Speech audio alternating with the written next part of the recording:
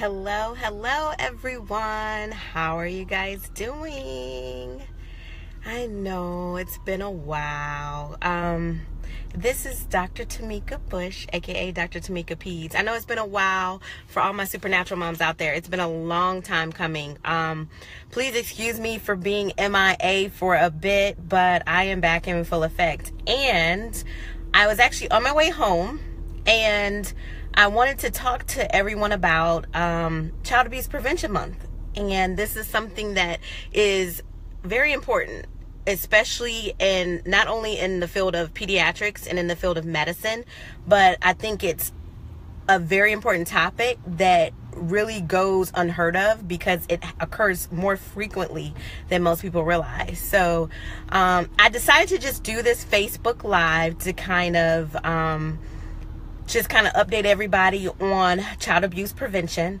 And being that April is Child Abuse Prevention Month, who else better to talk about child abuse prevention than your pediatric and doctor mom? So I know Facebook is going to spread the word that I am on live right now. So I am just going to go ahead and get started. I didn't actually put up a Facebook Live post to let everyone know that I was doing this. So, of course, this is me being impromptu. Just call me the impromptu queen lately. So I was getting off work and I just had to kind of just let everybody know what's going on. So I hope everybody has been amazing. I hope everybody has been blessed. If you guys do happen to come in on the broadcast, feel free to join, but no worries, because if you have seen my post, it is Motivational Monday, right? So motivation, everybody has wins. So let me know what your wins were for the weekend. Anything that's happened. I guess I can say I had a win. I got time to spend time with Mini-Me, and she did fabulous in swimming. And she really had a blast. So that was great. But it was a different long weekend. A lot of unexpected things happened this weekend, which is life. You just roll with the punches, right? You get hurdles and you just go over the hurdles, because if you don't have those hurdles that you kind of have in some of those trials and tribulations, it wouldn't make you the individual that you are, and it wouldn't make you the stronger person and make you learn from all of your life experiences. So I'm just going to go ahead and get started, and I am in the car, as you can see, so this is totally very impromptu. But before I got home to spend time with Mini-Me with no interruptions, I kind of wanted to talk to all of my followers out there. So let's just go ahead. So once again, who am I? I am your favorite board certified pediatrician, mother, speaker, author, and media consultant. And I am Dr. Tamika Peds. And I am here to help moms like you and me in need of balance, to help you find natural and holistic ways to keep your children all healthy naturally without the use of traditional medicine. But another thing I also do is I help to bring balance to family homes, because keeping balance within your family and keeping your children happy keeps you balanced as well, because we have to have healthy children. Healthy children lead to happy moms. So we definitely need to make sure we do that. So I also educate, and one of the things is I like to educate my moms on different topics. And, you know, besides the holistic avenue, I like to talk about what's going on as far as education, keeping their kids healthy, but in addition, just what's going on, just being aware of certain things. And being that it is Child Abuse Prevention Month, I wanted to kind of start off with a little bit on some statistics on child abuse. Now, one of the theme for last year, and I think also for this year for Child Abuse Prevention Month, is building community, building hope. I want everybody to realize that even if you're a parent, if you're a caregiver, even if you're a family or relative, you are still around children, and you have either a niece or nephew, you have either a cousin, you have either a son or daughter, and keep in mind that you are the voices for these children. You all are the advocates for these children. You have to speak on the behalf of these vulnerable, voiceless children if you have any concerns of child abuse.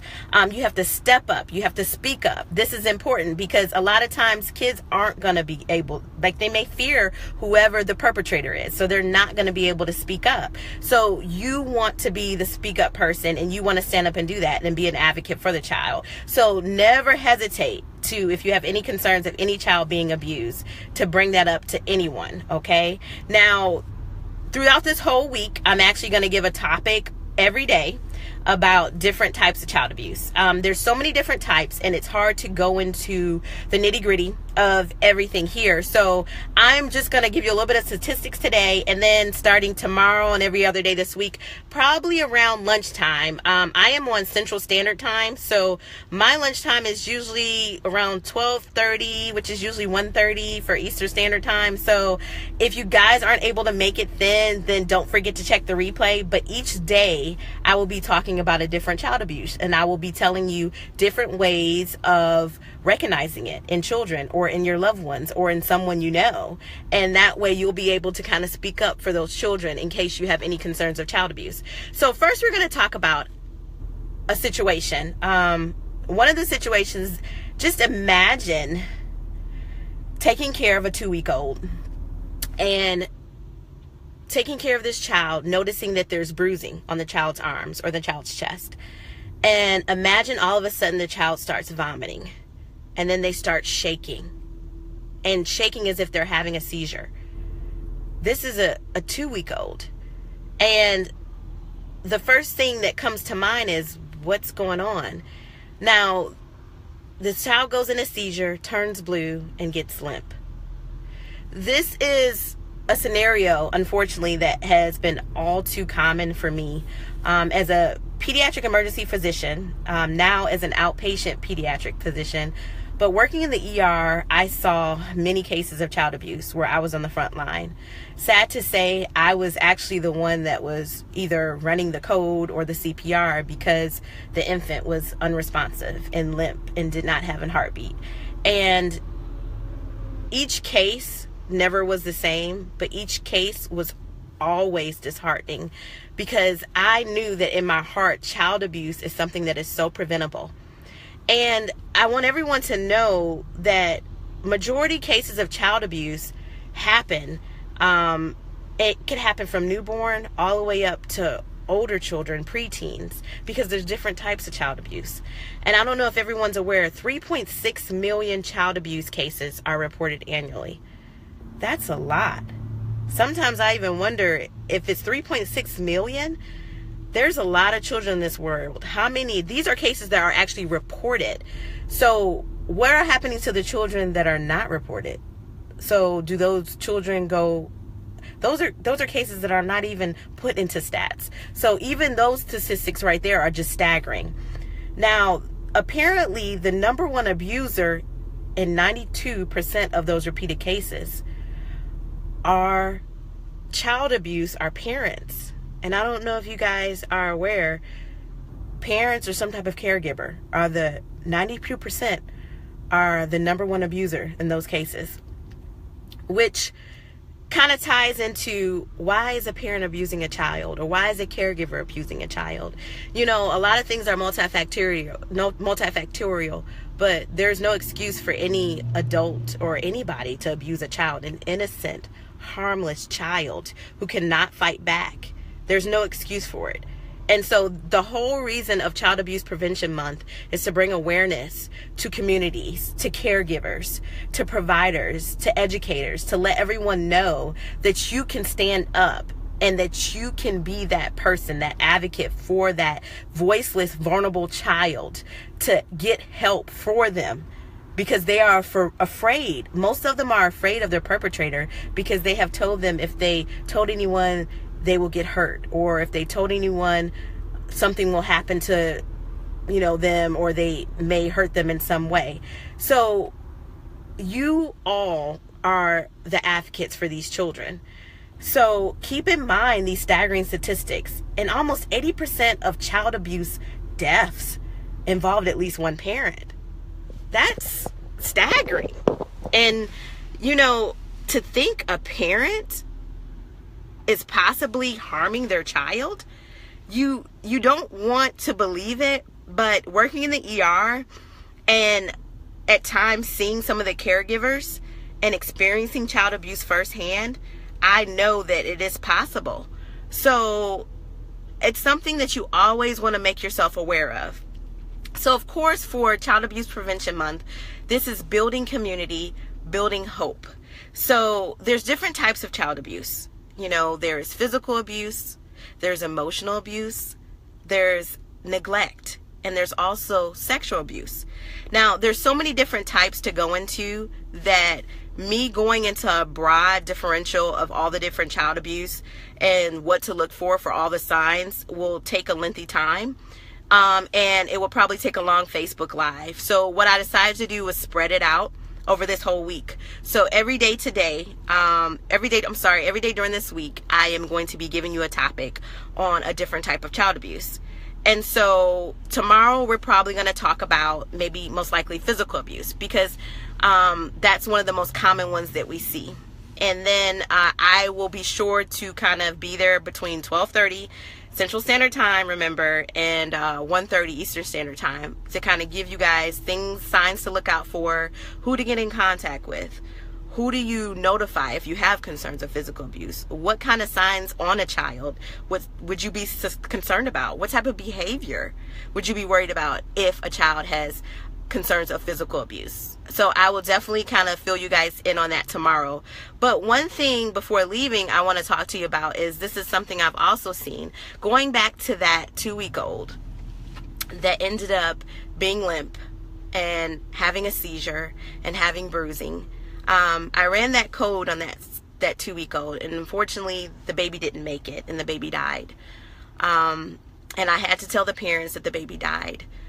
Autopsy and everything else, doing my physical exam, one thing that I noticed on the baby was the baby had what we call retinal hemorrhages, which are blood vessels that are burst within the eye. And what happens is you only get those hemorrhages from something known as shaken baby syndrome. And I don't know if all of you all are familiar about shaken baby syndrome. Shaken baby syndrome is basically something that can happen from a newborn up to 1 year of age.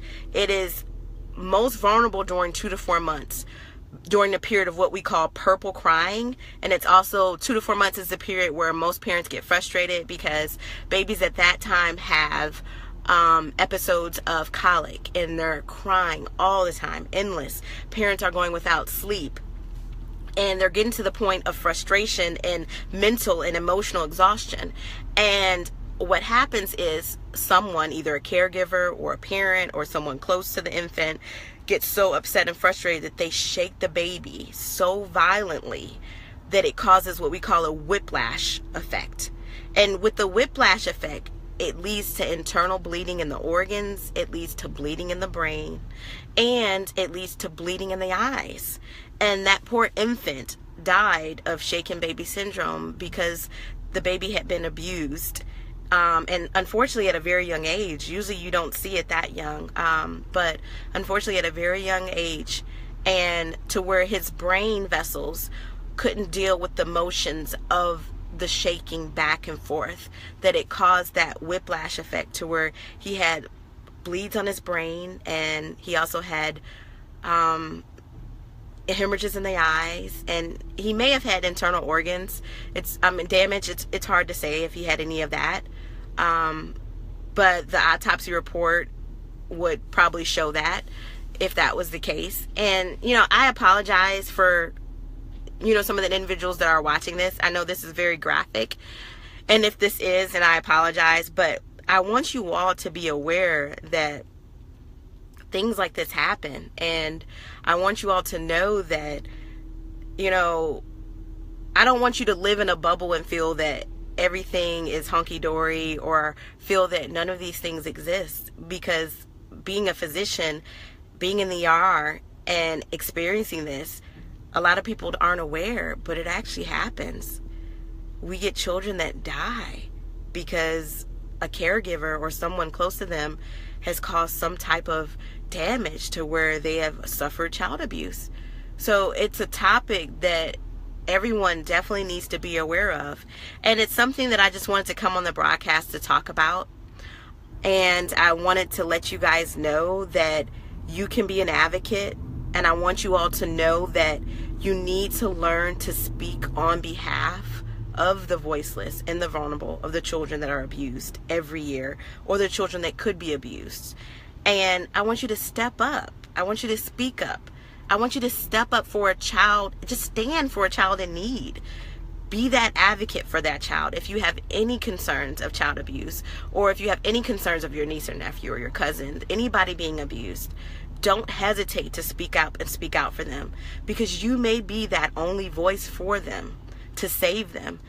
When you think about all the kids that are abused or neglected, these can cause long-term effects on the children if they go untreated. Long-term effects. A lot of these children can grow up having emotional depression. They can grow up having some type of post-traumatic stress disorder. So the effects of abuse aren't just temporary. They can be chronic and long-term on these children. So unless someone speaks up for these children to help them while they're younger so they can grow up and have a childhood, there's not going to be any changes. So I know this was one of my somber Facebook talks, but it's just something that's always on my heart, because being an ER physician in the past, I have definitely experienced it more times than I would have wanted, but it also makes me aware that it happens and that child abuse is present and it's here and it's possible, and kids die. Kids actually die from child abuse. And these are things that can easily be prevented, and these are children that could have been saved if someone just spoke up and just stood up and stand out to speak on behalf of these children. So I hope you guys have a wonderful Monday. I just want again just thank you for all of my followers. I thank you all for all of your kind words. Thank you for all of your comments. I just want to thank everyone out there for following me and liking me and continuing to grow in my community of moms and dads and caregivers that want to learn more to help their children, not only with natural ways to keep them healthy, but want to learn more in general just about children's health, because that's what I do as well. So have a blessed day. Don't forget to tune in tomorrow. Oh, I love you too. Thank you for joining in. I'm just doing what I feel God has placed me to do. I knew that I've always wanted to be a physician ever since I was 8 years old, and I knew at a young age that I've always wanted to help others. And the more and more I started volunteering, Marisu, is that I realized that it was my gift. You know, most people have a hard time finding their passion in life. And I can truly say that my passion and my profession and my purpose is to keep kids healthy and to help children and to educate parents. And that's just, I'm just doing what I love to do. But thank you so much, Marisu. I love you too as well. So I was just saying, I'm going to give a talk every day this week on Child Abuse Prevention Month. I'm talking about a different topic of child abuse. And today was just a little bit of statistics and talking about shaken baby syndrome. Tomorrow I'm going to talk about physical abuse and what to do, what signs to look out for. I am also going to talk about who to contact in case you're worried about any type of abuse in a child that you know, a niece or nephew, grandchild. You know, this isn't just for parents. This is for anyone, caregivers, grandparents. You know, share this vid, like, to let everyone know that the talks that I'm going to give is just going to be relevant to anyone that are taking care of children, just to be aware of what signs to look out for. So I will see you guys tomorrow. Remember, 12:30 Central Standard Time and 1:30 Eastern Standard Time. And so I will see you then. And if you don't make it tomorrow for child abuse, talking about physical abuse, which is one of the types of abuse, then don't forget, you can always check the replay. And I will see you over each day this week. So you all will be seeing a lot of me this week, okay? All right. I love you, all my moms, all my dads, all my parents. Thank you so much for watching me and liking me. Please remember to share and to continue to follow me. And thank you for all your support. Hugs and kisses. Love you guys. See you tomorrow. Be blessed.